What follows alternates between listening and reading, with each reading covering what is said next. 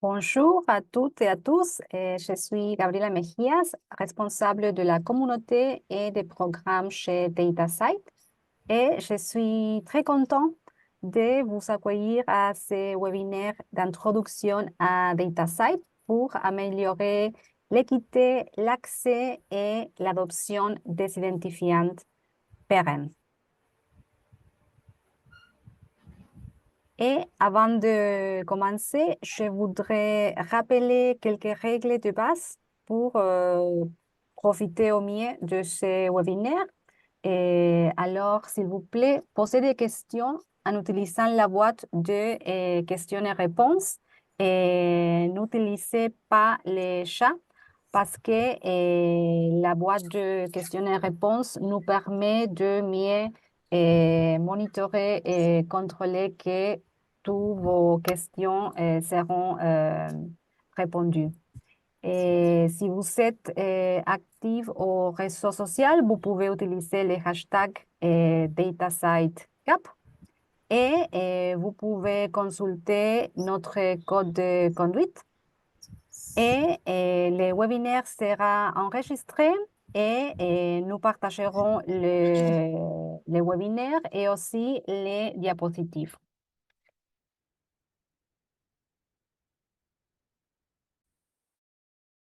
Et ce webinaire fait partie des activités du programme ambassadeur de DataSite. Et le programme vise à créer un réseau de volontaires passionnés par la sensibilisation à l'infrastructure ouverte de recherche afin de construire un écosystème de recherche plus ouvert et plus inclusif et de promouvoir les pratiques de recherche ouverte. Et le programme ambassadeur fait partie du programme d'accès global de DataSite. Et voilà notre formidable équipe d'ambassadeurs. Actuellement, nous avons 3 ambassadeurs en Afrique, 2 en Asie et 2 au Moyen-Orient. Et nous avons un ambassadeur en Amérique latine et nous cherchons encore une ambassadrice ou un ambassadeur en Amérique latine. Et nous remercions énormément Cécile et Chokri pour leur effort en organiser et en diffuser ces webinaires. Et nous avons un programme très intéressant et très complet pour vous. Nous entendrons les présentations de Cécile Koulibaly. Elle est coordinatrice du référentiel national de Côte d'Ivoire à l'Université virtuelle de Côte d'Ivoire et aussi ambassadrice DataSite en Côte d'Ivoire. Chokri Ben Romdan, il est analyste senior en informatique et au Centre national universitaire de la documentation scientifique et technique et aussi ambassadeur DataSite en Tunisie. Et Fadoua El Maghiri, elle est chef du département d'ingénierie documentaire au Centre national de la recherche scientifique et technique au Maroc. Et maintenant, je passe la parole à ma collègue Cécile qui va commencer. Et Cécile, la parole est à toi. Merci Gabriela. Ok, je vais partager mon écran. Voilà. Bon, j'arrive pas à partager mon écran. Gérard, est-ce que tu peux te déconnecter? Je vois ton sigle pour que je partage mon écran, s'il te plaît. Oui, j'ai arrêté Voilà, de merci. partager. Oh, Gabriela, pardon. Ok, merci. Ok. Ok, c'est bon? Vous voyez mon écran? Merci. Oui. Alors, bonsoir à tous. Avant de commencer, je voulais dire merci rapidement à DataSite d'avoir associé la Côte d'Ivoire à cette première phase du projet DataSite et également d'avoir associé ma pauvre personne en tant qu'ambassadeur à ce programme. Voilà, voici un peu quelques points de notre échange nous allons, dans un premier temps, parler un peu de comment soutenir la communauté DataSite en tant qu'ambassadeur. Le deuxième point, nous allons parler des identifiants persistants. Qu'est-ce que c'est? Le troisième point, nous allons parler de comment connecter la recherche et l'adhésion à DataSite. Et enfin, nous allons aborder la question de rejoindre notre communauté DataSite. En premier point, en tant qu'ambassadeur, que faisons-nous? Voilà, et que dois-je faire? Voilà, c'est de soutenir vraiment la communauté de praticiens au niveau, en organisant des activités de formation et de sensibilisation, notamment des ateliers, des webinaires, des présentations lors des différents événements dans différentes langues. Et ensuite, c'est de produire également des ressources pédagogiques multilingues, voilà, comme celle-ci, elle est en français, mais peut-être que nous en produirons en anglais pour le bien fondé des communautés en anglais. Partager des commentaires, c'est-à-dire recueillir tout ce qu'il y a comme commentaires autour des défis régionaux, des besoins, des exigences, et aussi donner des conseils et soutenir les membres potentiels et actuels de DataSite. Ensuite, nous devons contribuer au développement de la communauté. Alors, qu'est-ce qu'un identifiant persistant? Un identifiant persistant, c'est une chaîne alphanumérique d'éléments, voilà, qui font référence à une ressource numérique. On peut le voir sur cette image, voilà. On a HTTPS et DOI, etc. C'est toute une chaîne d'éléments alphanumériques. Et nous pouvons voir que ces données sont une représentation de l'ensemble des métadonnées qui décrivent cette ressource. Quels sont les différents types d'identifiants persistants? Nous avons des identifiants persistants qui identifient les personnes, notamment les ORCID, les ISNI, et nous avons également les identifiants qui identifient les institutions de recherche, avec ROR, si je le lis en français, c'est le registre des organisations de recherche. Et nous avons également les identifiants qui décrivent, qui peuvent conduire aux résultats de recherche, et c'est ceux-là, les DOI, qui font l'objet du programme DataSite. Alors, DataSite, qu'est-ce que DataSite? Nous sommes une communauté mondiale qui partage un intérêt commun. Et quel est cet intérêt? C'est de garantir que les résultats et les ressources de la recherche sont librement disponibles et connectés afin que leur réutilisation puisse faire progresser les connaissances entre les disciplines aujourd'hui et à l'avenir. Donc, nous pouvons constater que, en tant que communauté, DataSite rend la recherche plus efficace grâce aux métadonnées qui relient les résultats et les ressources de la recherche depuis les échantillons et les images jusqu'aux données et les prépublications que nous appelons généralement les preprints. OK. Donc, DataSite est surtout, il faut retenir, DataSite est une organisation à but non lucratif enregistrée en Allemagne depuis 2009. Voici un peu un tour d'horizon de la communauté en ce moment, mais qui évolue très rapidement. Au jour d'aujourd'hui, on compte plus de 3000 référentiels de données avec DataSite dans 52 pays comme pays de provenance, et plus de 55 millions de DOI déjà attribués, et ensuite plus de 1400 organisations. Alors, quels sont les différents types de résultats qu'on retrouve au niveau de DataSite, résultats de recherche? Les DOI DataSite conviennent à un large éventail de résultats de recherche. Et les DOI nous permettent de rechercher des ensembles de données et des collections, des flux de travail, des logiciels, des images et des modèles. Également, la littérature grise, telle que les thèses, les mémoires, les rapports, les documents de conférences non publiés, les bulletins d'information, les articles de revue, les préprints, voilà, les normes éthiques et les spécifications. Vraiment, c'est un large éventail de données que DataCite permet de rechercher et retrouver au niveau mondial.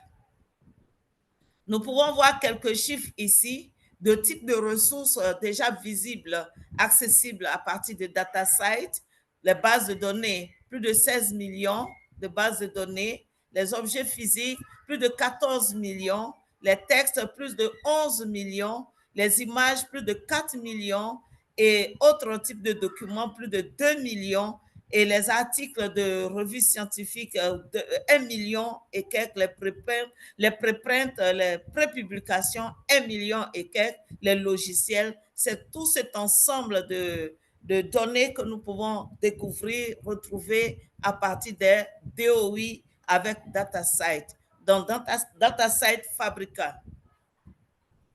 Alors, ce n'est que la précision. Il y a les DOI peuvent s'attribuer au niveau des ensembles de données. Voilà. Ils peuvent également être attribués au rapport.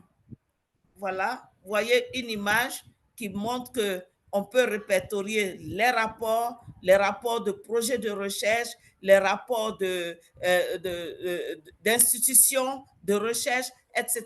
On peut véritablement publier avec attribuer des DOI pour rendre visible toute cette documentation que nous appelons généralement la littérature grise.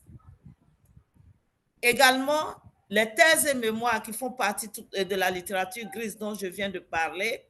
Et il est important qu'au niveau de nos référentiels institutionnels et nationaux, on puisse attribuer les DOI pour donner une plus large visibilité, une grande visibilité à cette littérature grise, notamment les thèses et mémoires. Également les logiciels. Voilà, aujourd'hui, il est possible, il est exigé d'ailleurs de rendre les logiciels, la documentation qui accompagne les logiciels créés très visible et on peut y attribuer des DOI. Voilà. Il y a les DOI également pour les images, les figures, etc. Alors, qu'est-ce que les DOI aident à faire exactement? Après tout ce que les chiffres que nous avons montrés, on peut se rendre compte que les DOI aident à améliorer la visibilité et la découvrabilité des documents. Ils aident aussi des documents, tout ce que nous venons de citer. Ils aident aussi à améliorer l'accessibilité de vos résultats, à rendre également vos ensembles de données de recherche faciles à trouver, accessibles, interopérables et réutilisables. C'est le principe FAIR. Et c'est vers ces principes-là que nous devons tous converger, les adopter pour rendre nos données visibles, accessibles et retrouvables. Ils aident également à obtenir la reconnaissance de tous vos résultats de recherche au-delà des articles de revue. On était plus ou moins habitué aux articles scientifiques, aux livres, mais avec les théories, on peut attribuer, on peut donner de la visibilité aux autres types de documents et accroître ainsi le nombre de citations et relier nos résultats de recherche à nos ressources et à l'écosystème, surtout à l'écosystème global de la recherche, rendre visibles ces résultats de recherche dans ce écosystème global. Ils aident aussi à améliorer l'impact de nos institutions et à promouvoir les pratiques de la recherche ouverte et les principes FAIR dont je viens de parler. Alors, comment connecter la recherche? Excusez-moi, Voilà. Cécile. Oui. Quelqu'un demande si tu peux masquer le cadre d'information dans ton écran. Merci. Le cadre d'information, c'est-à-dire? Et nous voyons un message qui dit votre écran est partagé par le biais de l'application Zoom. Et si vous pouvez, oui, masquer.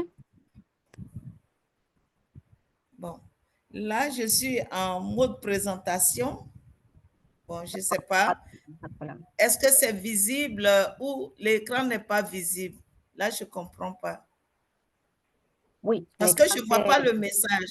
Ah, pas de problème. Non, c'est bien. Est-ce que c'est gênant le message?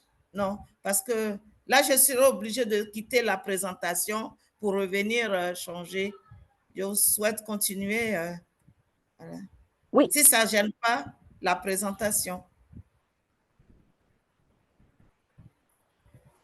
OK.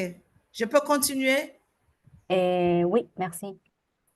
Merci, Gabriela. Alors, rechercher et connecter des recherches. Il s'agit, avec DataSite, on peut trouver, par exemple, un ensemble d'éléments interconnectés que DataSite permet, notamment les organisations de recherche, les ORCID ID et DataSite. Généralement, lorsque vous avez un ORCID et que vous avez des données, ça facilite l'interconnexion. Vous pouvez tout de suite appeler vos données sur votre page ORCID. Donc, ORCID, DataSite, le DOI facilite un ensemble d'interconnexions d'éléments de la recherche. Mettre l'individu en rapport avec ses données de recherche. Ensuite, trouver un ensemble de données. DataSite Commons permet de retrouver un ensemble de données. Voilà, un ensemble de données. On peut le voir sur cette slide. Voilà, différents documents, documents, des publications sur l'année, etc. On peut retrouver avec DataSite, avec le DOI, un ensemble de données liées entre eux. Ensuite, DataSite permet de faire remonter les citations à la surface. Parfois, il nous est difficile de voir combien de personnes nous suivent au niveau des citations. DataSite facilite cela. Avec le DOI, on peut facilement voir combien de personnes utilisent nos ressources, etc. Voilà. Et évaluer l'impact de nos résultats de recherche. OK. Donc, si nous sommes capables d'évaluer à partir de nos DOI le niveau d'utilisation, cela nous permet également de nous positionner, d'avoir une certaine reconnaissance avec ces identifiants persistants pour pouvoir être plus visibles. Ici, c'est une slide qui permet de voir que tous les auteurs d'une même citation ou d'un même article, ici, peuvent être visibles, accessibles à partir d'un seul DOI. Voilà, ils deviennent tous des créateurs de cet article et donc à partir du DOI, ils peuvent être visibles. Et on peut voir ici la tendance de la visibilité, le nombre de personnes qui ont téléchargé, le nombre de personnes qui ont vu cet article, par exemple. Donc, avec DataSite, on peut avoir accès à des citations, voilà, qu'on peut utiliser. Voilà, tout à l'heure, j'ai parlé des statistiques. Ici, on a encore une facilité de pouvoir faire des statistiques facilement au niveau de notre institution avec tout l'ensemble de ces DOI. Donc, il est vivement recommandé que nous puissions être membres de DataSite pour bénéficier de tous ces services de statistiques qui améliorent notre système administratif. OK. OK, à partir de DOI, on peut facilement récupérer des métadonnées. Voilà, tout à l'heure, j'ai parlé de ORCID. Quand vous avez un DOI, le DOI sur votre interface ORCID, votre profil ORCID, le DOI permet de récupérer toutes les métadonnées de vos articles pour le rendre visible au niveau de votre ORCID ID. Donc, il facilite cette interconnexion, il permet d'appeler facilement les métadonnées associées à votre article ou à vos données de recherche. Alors, comment on peut adhérer à DataSite? Voilà. On peut être simplement un membre direct de DataSite. Voilà, c'est-à-dire, on est une université. Par exemple, je prends en Côte d'Ivoire, nous avons l'université Félix Houphouët-Boigny qui a plusieurs bibliothèques, qui peut avoir plusieurs bases de données. Et l'ensemble de ces institutions, de ces UFR, de ces unités de formation et de recherche se mettent ensemble pour créer un consortium. Donc, mais le consortium va aider à regrouper l'ensemble des bases de données pour l'attribution des DOI. Donc, ici, on peut être membre direct et avoir plusieurs bases de données ou référentiels qu'on peut rendre visibles, ou constituer un consortium et mettre ensemble au niveau national toutes nos bases de données au service de ce même consortium pour se donner plus de visibilité. Je crois qu'il y a les deux catégories de membres, être membre en tant qu'institution et être membre en tant qu'un consortium pour couvrir un pays. Je pense que c'est cela que nous avons adopté au niveau de la Côte d'Ivoire, devenir un consortium pour couvrir l'ensemble des bases de données du pays à partir du référentiel de la bibliothèque virtuelle de l'enseignement supérieur et de la recherche scientifique de Côte d'Ivoire. OK.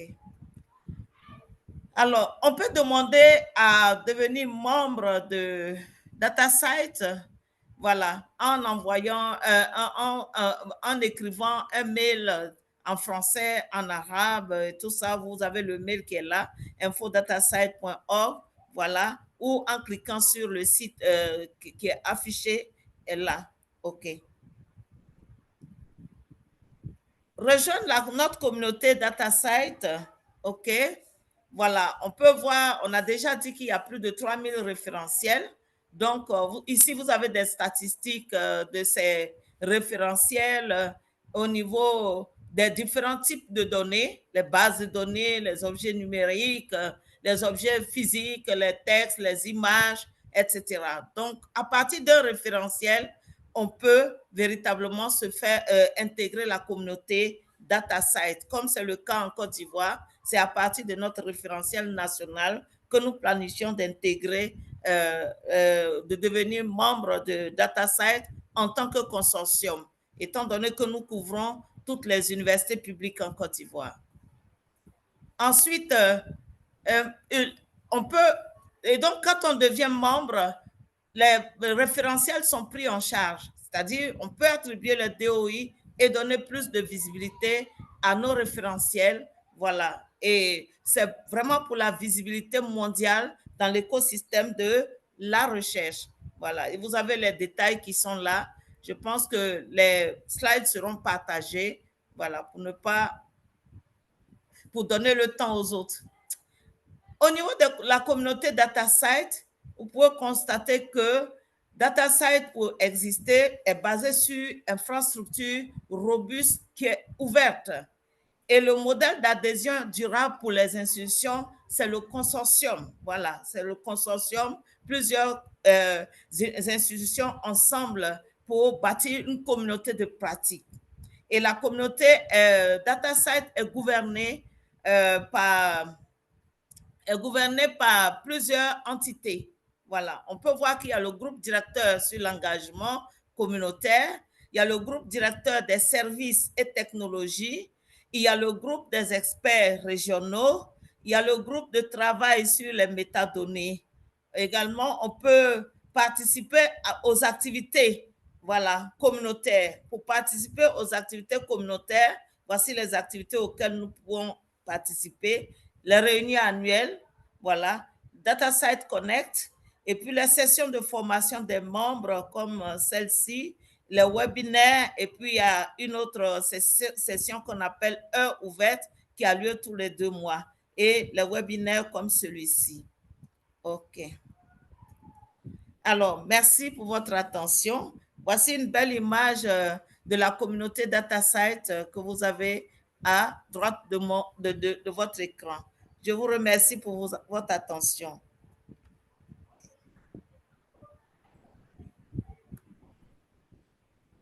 Merci beaucoup, Cécile. Et maintenant, je passe la parole à Chokri.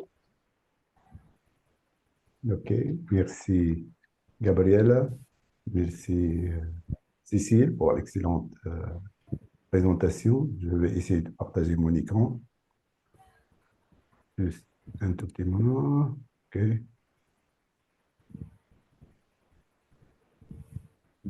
OK.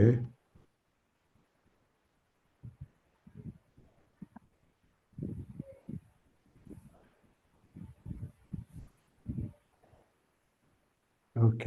Est-ce que vous voyez mon écran? Oui. OK, merci beaucoup. Donc, mon nom, c'est Shukri Bromdan. I'm an IT senior analyst at CNUS. Je suis aussi l'ambassadeur de DataSite. Je couvre aussi la zone du Maghreb et quelques régions de l'Afrique. Donc, dans cette intervention, dans cette brève intervention, je vais essayer d'illustrer les fonctionnalités ou les concepts définis ou énoncés par Cécile dans sa présentation. Notamment, je vais parler de la gestion des comptes des membres via Fabrica, l'enregistrement des DOI et le schéma de métadonnées proposé par DataSite. Donc, on commence de suite avec la gestion du compte sur Fabrica. Donc, votre aventure avec la gestion du compte sur Fabrica va commencer suite à un email qui vous sera envoyé par le service de support de DataSite, dans lequel on vous fournit un identifiant. À partir avec cet identifiant, vous pouvez accéder à l'interface Fabrica et bien sûr réinitialiser ou remettre à zéro votre mot de passe pour des raisons de sécurité. Une fois que vous avez réinitialisé votre mot de passe, vous pouvez accéder à l'interface Fabrica selon votre profil et selon votre type d'abonnement. Comme déjà mentionné Cécile, vous pouvez être un membre direct, un leader de consortium, une organisation membre d'un consortium, ou tout simplement vous accédez à l'aide d'un compte repository ou d'entrepôt ou référentiel, comme a déjà mentionné ici, comme l'a traduit Cécile, puisqu'il y a plusieurs traductions du mot repository. Je garde ce terme pour permettre d'être cohérent, pour que je sois cohérent avec l'interface Fabrica. Donc, comme je l'ai expliqué, donc, vos permissions vont de soi, ils vont être cohérents avec le type d'abonnement que vous avez. Dans cette image, vous voyez un tableau de bord d'une organisation membre d'un consortium dans Fabrica. Donc, si vous êtes un membre d'une organisation, d'un consortium, vous allez avoir, vous aurez droit à un tableau de bord similaire. Dans ce tableau de bord, vous pouvez mettre à jour le profil de votre organisation, créer et mettre à jour les contacts de votre organisation, à savoir les contacts relatifs à la facturation, aux droits de vote, vos contacts de service, vos contacts de technique, etc. Vous pouvez aussi visualiser les repositories ou ajouter des repositories à votre organisation. Et vous pouvez aussi visualiser les préfixes associés à vos repositories ou référentiels ou entrepôts, comme vous le souhaitez.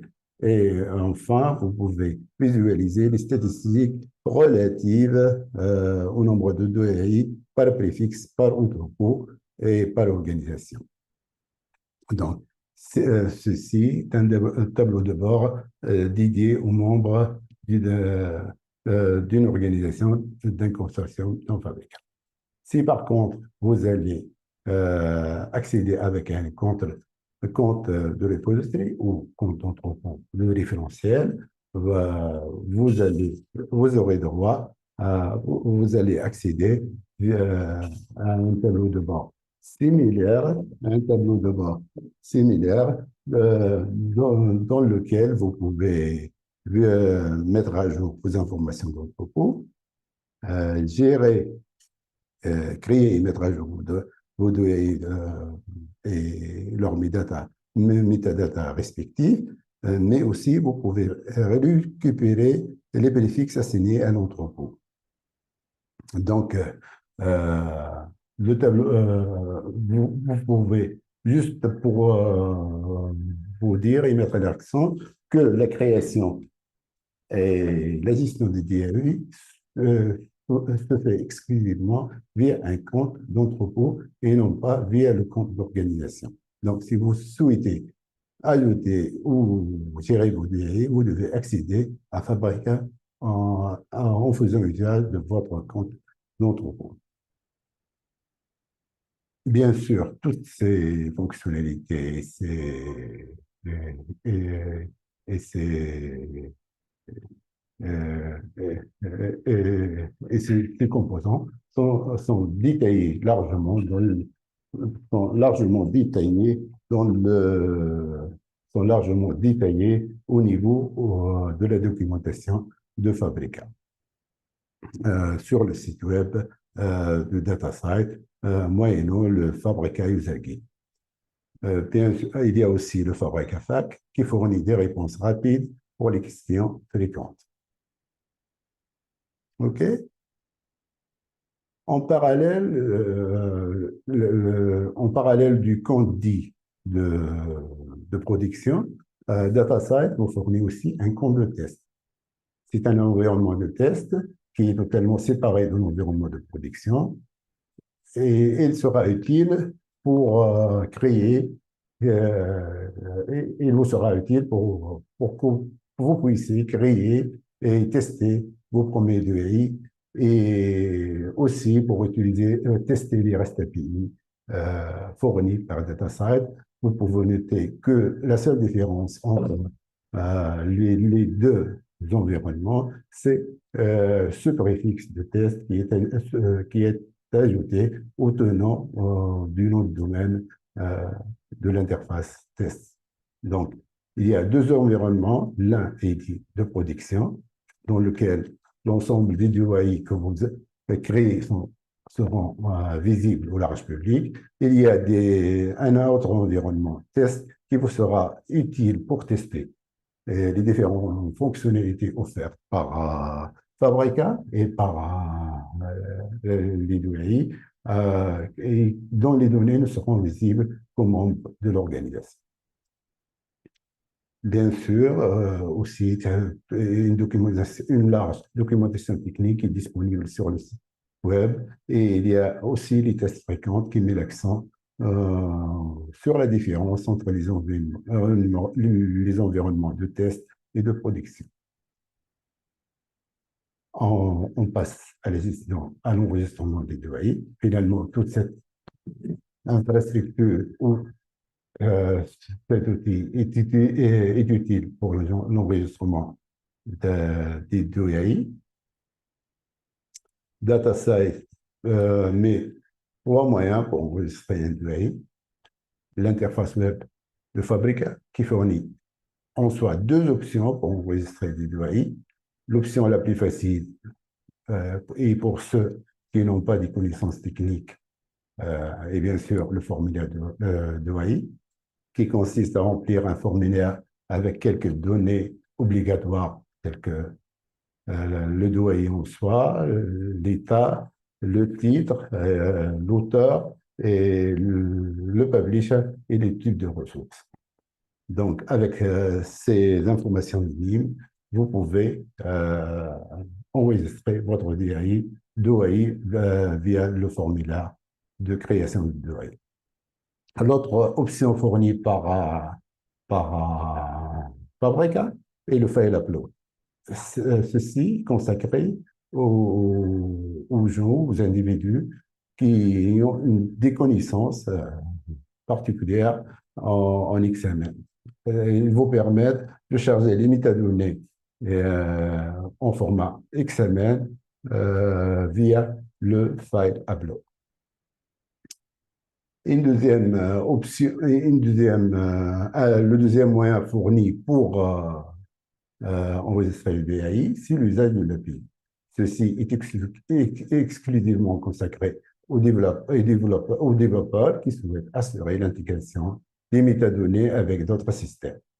L'usage de l'API n'est pas bien sûr recommandé pour le nouveau utilisateur et un guide détaillé sur l'usage de l'API est disponible, qui vous permet de voir les différentes fonctions et les différentes méthodes proposées par les différents API fournis par DataStack. Avec ces deux options ou deux moyens, il y a un troisième qui consiste à sous-traiter l'enregistrement de vos données chez un bureau d'enregistrement. Il y a des bureaux d'enregistrement accrédités qui vous permettent de se détacher de la fonction d'enregistrer vos données, qui sont généralement des éditeurs, des référentiels et d'autres types d'entreprises et de firmes. Vous pouvez trouver la liste exhaustive de ces bureaux d'enregistrement accrédités dans notre site, dans le site de DataSite. OK. On passe à quelque chose de basique, c'est-à-dire pour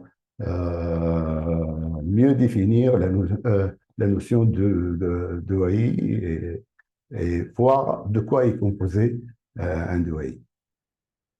Un DOI est composé de deux parties. La première, on l'appelle préfixe, la deuxième, la suffixe. La première, c'est plutôt relatif à l'entrepôt ou le référentiel ou le repository, comme vous pouvez l'appeler. La deuxième, c'est relatif à l'objet en soi qui va être enregistré. Excusez-moi. Un préfixe d'OAI commence toujours par 10. Il se termine par un nombre qui peut être aléatoire ou bien ciblé. Le préfixe d'OAI est utilisé comme un nom d'espace. Ainsi, les DOI sont globalement uniques. Chaque compte d'un entrepôt doit avoir un préfixe pour enregistrer des DOI. C'est la raison pour laquelle la création et la gestion des DOI se fait via un compte d'entrepôt et non pas un compte d'organisation ou d'un membre. Donc, ce que vous voyez en bleu, c'est bien le préfixe de DOI qui commence par 10 et il y a un nombre aléatoire qui les suit. Le suffixe. La plus facile et la plus grande des options de générer aléatoirement le suffixe. C'est ce que fait par exemple les repositories ou les référentiels ou les logiciels de data management qui généralement pour générer ou pour créer un DOI et il utilise une fonction aléatoire pour générer ces suffixes. Si par contre vous avez choisi de ne pas utiliser cette option, il faut se rappeler que le suffixe de DOI doit être unique au sein de chaque préfixe. L'optimal est d'avoir un suffixe avec une longueur entre 6 et 10 caractères. Utilisez seulement les caractères alphabétiques ou les nombres dont le DOI suffixe. D'autres caractères peuvent avoir une spécification particulière ou considérés comme des caractères d'échappement, ce qui va nuire bien sûr à l'usage de votre suffixe. Les suffixes DOI ne sont pas sensibles à la casse. Donc, il n'y a pas de différence entre les majuscules et les minuscules pour les suffixes. Il vaut mieux aussi éviter les informations lisibles à l'homme dans le suffixe DOI, vu que les significations peuvent évoluer dans le temps. Pour plus de conseils, je vous fournir ce lien pour avoir plus de conseils sur la création et la gestion de suffixes. Donc, finalement, le suffixe dont on est en train de parler, c'est celui-là qui est en rouge. Comme je l'ai mentionné, ils peuvent être générés d'une manière aléatoire ou bien ils peuvent être générés selon un modèle ou un algorithme bien défini. Tout dépend de votre choix. OK? Après quoi, on va passer aux métadonnées. Donc, un schéma des métadonnées descriptives est généralement un outil qui met en relation les différentes entités et acteurs qui constituent, la pièce maîtresse pour rendre les données citables, accessibles et findable. Pour ce faire, DataSite a délégué la gestion de son schéma de métadonnées à un groupe de travail communautaire.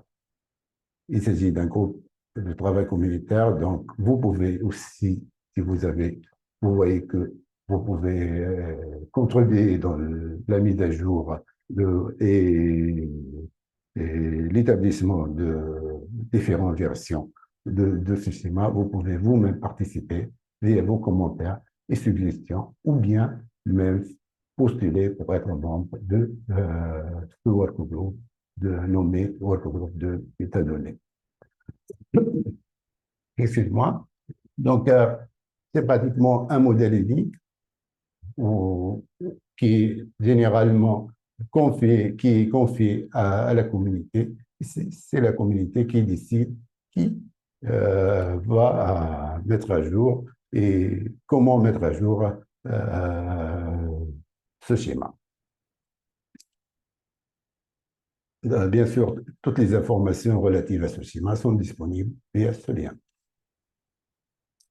On va attaquer ce schéma en douceur avec en découvrant quelques propriétés de ce modèle, de ce schéma. Donc, ce schéma a la particularité d'avoir quelques champs ou quelques propriétés qui sont obligatoires, mais ces propriétés sont très minimes. Vous voyez qu'il s'agit de 6 propriétés qui sont obligatoires, et les autres sont là d'autres sont recommandés, d'autres optionnels pour pour enrichir la qualité de vos données. Donc, si nous voyons les propriétés obligatoires, nous avons l'identifiant, c'est-à-dire le doyen en soi, l'auteur de la ressource ou de l'objet, le titre de la ressource, l'année de la publication et le type de ressource. Le type de ressource est contrôlé via un vocabulaire bien défini, comme vous pouvez le voir, comme déjà mentionné par Cécile. Il couvre un large éventail de résultats de recherche allant de l'audiovisuel jusqu'au dataset, jusqu'au logiciel, et les standards et les workflows.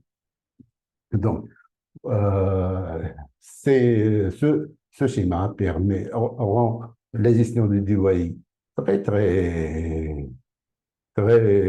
enrichie, et il enrichit les informations relatives à l'objet de recherche, et le rend très visible et très connecté à d'autres tiers et d'autres entités. Donc, c'est ce que nous allons voir. Alors, avant ça... Excusez-moi, Chokri, et désolé pour l'interruption. Est-ce que vous pouvez commencer à conclure afin Oui, que nous ayons je le temps termine. suffisant pour Fadoua? Merci. OK, je termine. Donc, les métadonnées obligatoires dont on a expliqué. Il y a aussi qui sont en format XML, ou si vous voulez les soumettre en format upload. Ici, c'est comment le schéma du dataset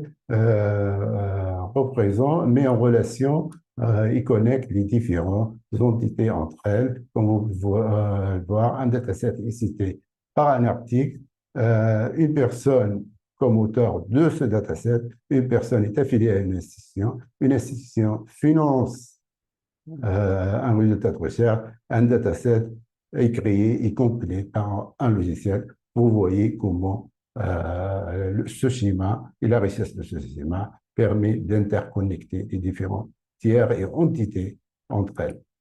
Ceci se répercute pratiquement sur la visibilité de vos institutions, qui vous permet de connecter les résultats de vos recherches à l'aide de ces DOI. vous voyez que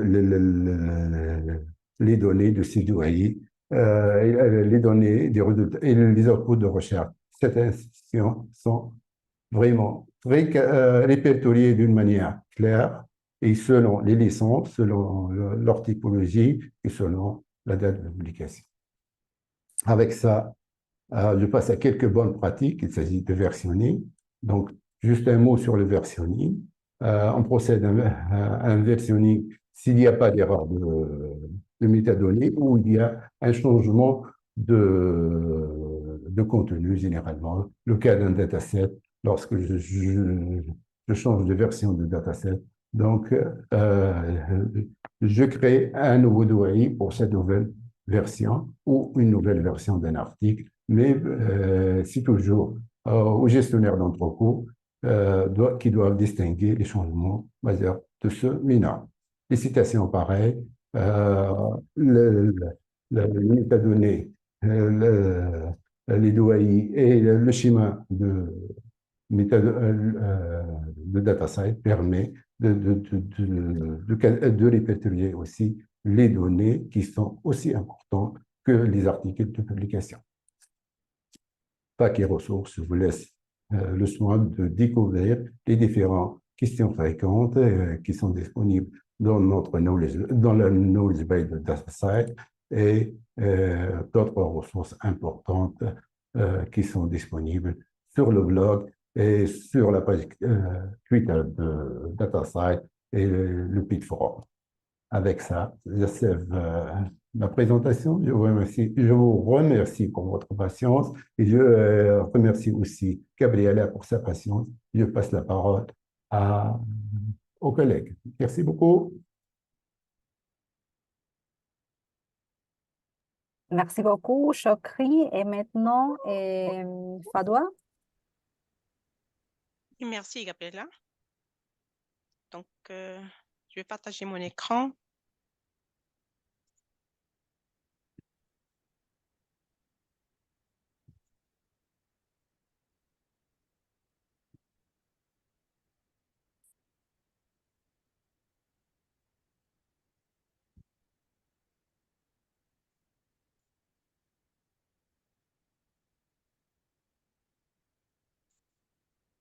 L'écran n'est pas Il encore s'affiche. visible de mon côté.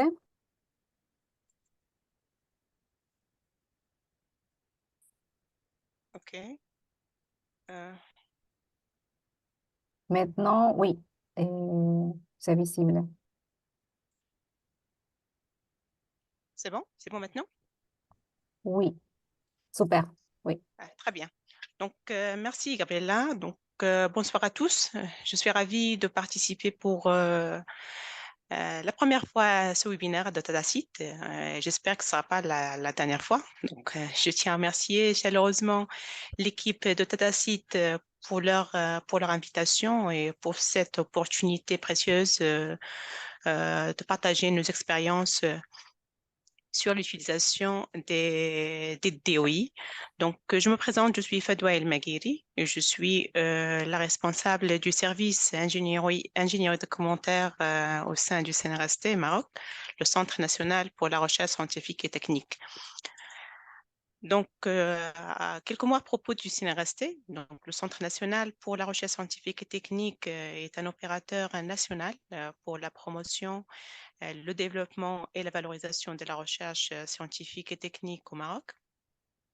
Il joue un rôle important dans le développement de l'infrastructure de recherche et dans la coordination des activités de recherche à l'échelle nationale, mais aussi à l'échelle internationale. Les missions du CNRST sont multiples et englobent divers aspects du soutien à la recherche, de la promotion de l'innovation et de la diffusion des connaissances. Et ses principaux objectifs, en fait, c'est qu'ils comprennent la promotion de la recherche. Le CNRST il encourage et soutient les activités de recherche dans divers domaines scientifiques et techniques. Aussi, le CNRST investit dans l'infrastructure de la recherche et les équipements pour fournir aux chercheurs les ressources nécessaires à leurs travaux. Aussi, le CNRST œuvre pour la valorisation et la diffusion des résultats de la recherche afin de maximiser leur impact sur la société et aussi travailler sur leur visibilité à l'échelle nationale et internationale. Dans cette optique de gestion de recherche nationale, mais aussi de promotion de l'accès ouvert à la production scientifique marocaine, le CNRST il a mis en œuvre 3 initiatives, 3 référentiels électroniques d'ampleur nationale. Parmi ces référentiels, il y a le catalogue des thèses Tubral, c'est le catalogue des thèses et mémoires. Donc, le CNRST a lancé ce catalogue en 2007. C'est un catalogue qui a pour objectif de rassembler et de rendre accessibles toutes les thèses soutenues au Maroc. Et ce catalogue en ligne, il offre une plateforme centralisée pour la consultation des thèses de doctorat et en facilitant l'accès à la production académique nationale. Donc, sur ce catalogue, il y a presque 24 000 notices de thèse, dont à peu près 14 000 en texte intégral. En plus de recenser les thèses soutenues, donc le CNRST a mis en place le catalogue des thèses en cours au Trohati, on l'appelle au Trohati, et il a été lancé en 2008. Et ce catalogue, il permet de signaler les thèses en cours de préparation à travers le pays. Donc, cela offre une visibilité sur les projets de recherche en cours et encourage la collaboration entre les chercheurs. Le CNRST a également lancé le portail des revues scientifiques marocaines. Ce portail, c'est le premier portail d'édition électronique au Maroc. C'est un projet ambitieux, vise à regrouper, à promouvoir les revues scientifiques marocaines. Ce portail offre un accès centralisé aux revues académiques marocaines dont l'objectif est de renforcer leur visibilité et leur compétitivité à l'échelle nationale, mais aussi à l'échelle internationale et aussi renforcer leur impact. Donc, dans le cadre de cette stratégie qui vise à renforcer la visibilité et l'accessibilité de la recherche nationale, le CNRST a établi un contrat, un partenariat avec DataSeed. DataSeed, qui est une organisation internationale reconnue pour son expertise dans l'attribution des DOI pour les ressources de recherche. Donc, en collaboration avec DataSeed, le CNRST s'assure d'adopter les normes internationales et respecter les standards en matière d'attribution de DOI. Donc, je tiens à signaler ici que le CNRST, sauf erreur de ma part, est le premier membre direct du DataSeed au niveau de l'Afrique du Nord. Alors, pourquoi l'attribution des DOI? Cécile a signalé tout à l'heure dans sa présentation, donc l'attribution des DOI, elle présente de nombreux avantages en général pour la communauté scientifique mondiale et en particulier aux chercheurs marocains. Donc en termes de visibilité, les DOI, elles permettent aux chercheurs de rendre leurs publications et leurs données plus visibles et facilement accessibles et identifiables à l'échelle mondiale. Les DOI ils garantissent aussi la pérennité d'accès aux publications scientifiques. Aussi, ils simplifient le partage et la collaboration entre chercheurs en permettant une référence précise et unique aux ressources de la recherche. En termes de crédibilité, ça renforce aussi la crédibilité de la recherche, en particulier la recherche marocaine sur la scène internationale. Les DOI contribuent aussi à mettre en œuvre les principes FAIR de plusieurs manières. Cécile a parlé de ça en détail, donc ça permet de rendre les publications scientifiques et les données de la recherche en général facilement identifiables. Aussi interopérable avec les différents systèmes et workflows de recherche accessible. Donc, les DOI permettent un accès direct aux ressources de recherche. Donc, ils fournissent un lien stable et pérenne vers ces ressources, mais aussi ça facilite la réutilisation et la validation des résultats de la recherche. Pour la mise en pratique de notre partenariat avec DataSite, donc le PRSM, le portail des revues scientifiques marocaines, a été désigné comme un projet pilote pour l'attribution des DOI. Pourquoi PRSM? C'est parce que ce portail, le portail des revues scientifiques marocaines, utilise la plateforme Open Journal System, OGS, donc ce qui offre une intégration directe avec DataSite. Il y a une passerelle entre les deux systèmes et cette connexion, elle permet une attribution simple, plus ou moins simple et un enregistrement facile des DOI pour chaque revue hébergée sur le portail. De plus, la migration vers la version 3. Donc, nous, avant, il y a 10 ans, donc, on a travaillé sur la version OGS2. PRSM était sous la version d'OGS. À partir de janvier 2024, on a migré vers la version OGS3. Et cette version, elle permet des améliorations significatives dans l'affichage des DOI. Maintenant, pour chaque revue, il y a DOI qui est affiché dans les sommaires les sommaires des numéros directement, et chose qui conduit à une meilleure visibilité et une meilleure accessibilité aux articles scientifiques de ces revues. Je vais juste signaler que sur le portail, il y a plus que 15 000 articles que pour les revues qui sont hébergées, parce que nous, sur le portail, il y a la majorité des revues qui sont hébergées et d'autres signalées. Donc, la différence hébergée sur nous, c'est les revues, leurs sites sont hébergés chez nous, dans les serveurs du CNRST. Les autres, ils ont leur propre site. On les signale dans le portail. Maintenant, comment fonctionne ce processus d'attribution des DOI dans notre organisation? Donc, Choukri, et aussi Cécile a parlé des DOI comme c'est un préfixe et un suffixe. Alors, au départ, pour le préfixe, pour chaque revue, on crée un repository sur l'interface web Fabrica et on lui attribue un préfixe de DOI spécifique et propre à la revue. Maintenant, à présent, donc, un seul préfixe est attribué à la majorité des revues hébergées sur le portail qui sont sur OGS.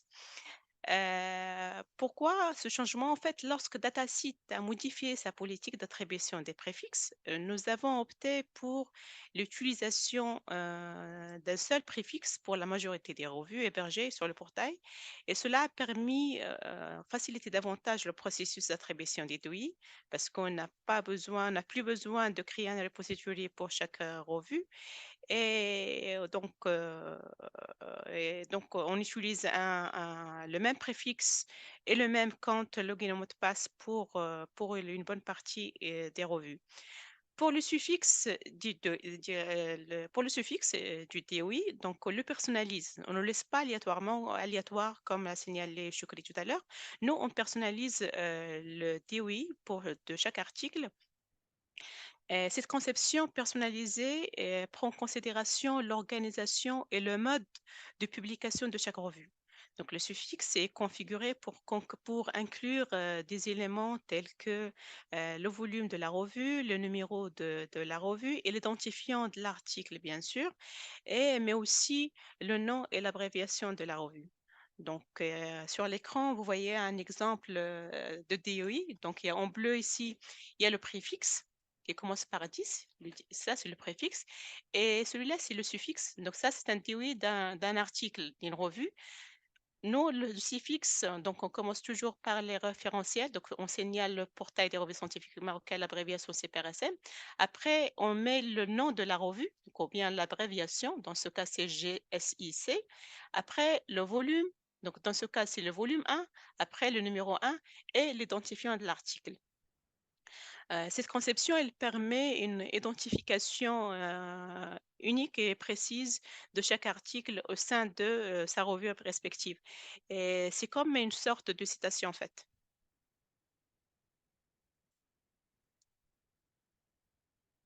Donc, dans la plupart des cas, l'enregistrement des DOI se fait via la plateforme du portail, donc grâce à la passerelle intégrée avec DataSeed via OGS. Maintenant, il y a des cas, donc bien sûr, dans ce cas, il y a des plugins à activer, il y a des paramètres à introduire pour chaque revue, mais pour les revues que n'utilisons pas OGS, donc deux méthodes sont disponibles pour l'attribution et l'enregistrement des DOI.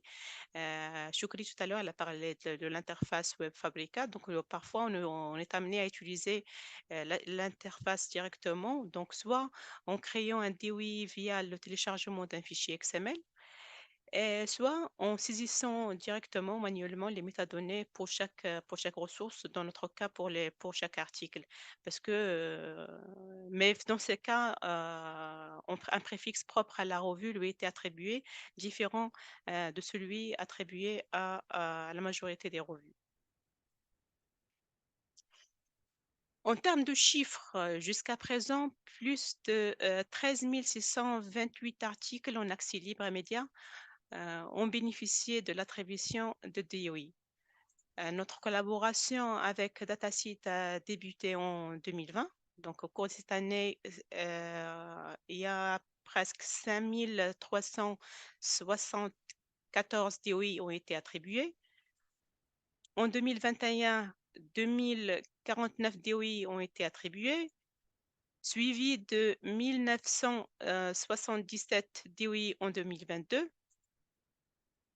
et de 2443 DOI en 2023. Et jusqu'à présent, en 2024, plus de 1785 DOI ont été attribués au cours des 3 premiers mois et demi de l'année. Mais je tiens ici à rappeler que seules les revues du portail des revues scientifiques marocaines bénéficient actuellement de ces services. Dans les perspectives à venir, nous envisageons d'attribuer des DOI à toutes les thèses et mémoires répertoriées dans le catalogue Tubqal. Les thèses ne bénéficient pas pour le moment de DOI car la plateforme actuelle ne prend pas en considération cette fonctionnalité. Donc, jusqu'à maintenant, notre plateforme de thèse elle est sous DSpace, mais de la DSpace version, je pense, 1.6 ou bien 1.8.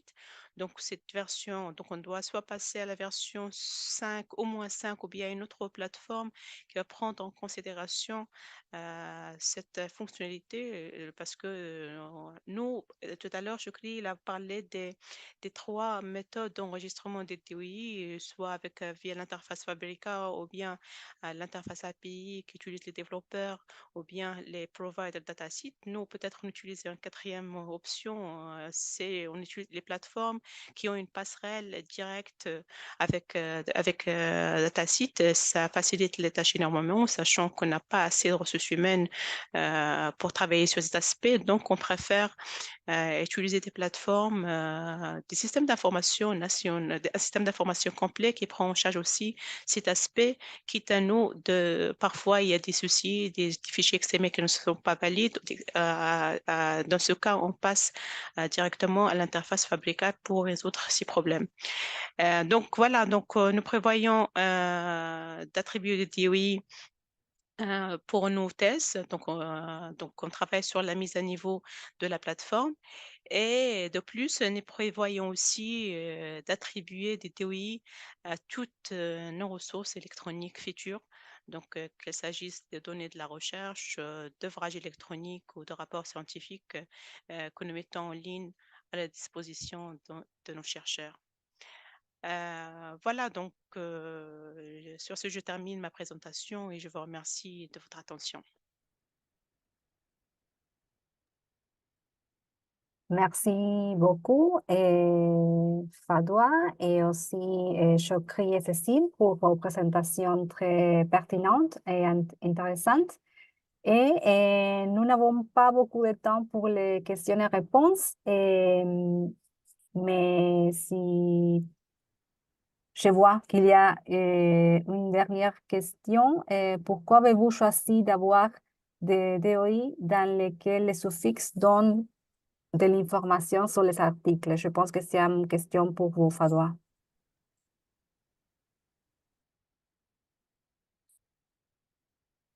Voilà, parce que justement, le DataSeed ou bien les DOI nous donnent la possibilité de personnaliser nos suffixes. Donc, c'est pour ça, c'était une réflexion d'équipe où on s'est dit, pourquoi pas, on le personnalise de telle façon, on le fait comme une sorte de citation de l'article. Sauf inconvénient, je pense que c'est une bonne chose. Sauf si c'est pas recommandé, ça, c'est autre chose. Merci beaucoup. Et il y a encore une question concernant l'institution marocaine. Je pense que c'est aussi une question pour vous, Fadoua.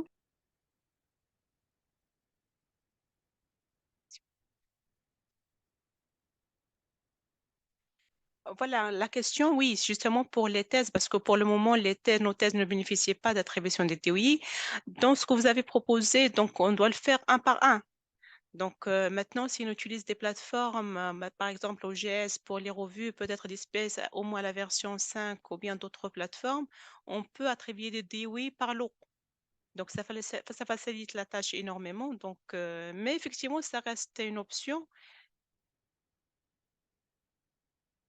Voilà, donc il y avait une autre remarque, c'est que je ne sais pas si on peut le faire sous Fabrica par lot. Justement, c'était une question parce que je pense que sous Fabrica, soit on utilise un par un ou bien on saisit manuellement. Donc, je ne pense pas qu'on ait la possibilité de Oui, télécharger un XML, un fichier XML pour plus d'un document. oui, on peut le faire avec l'API, c'est sûr, via Oui, l'API. On peut le faire via l'API, justement, via l'interface l'API. API. Donc, on peut intégrer plusieurs notices ou métadonnées ensemble et créer des DOI en masse.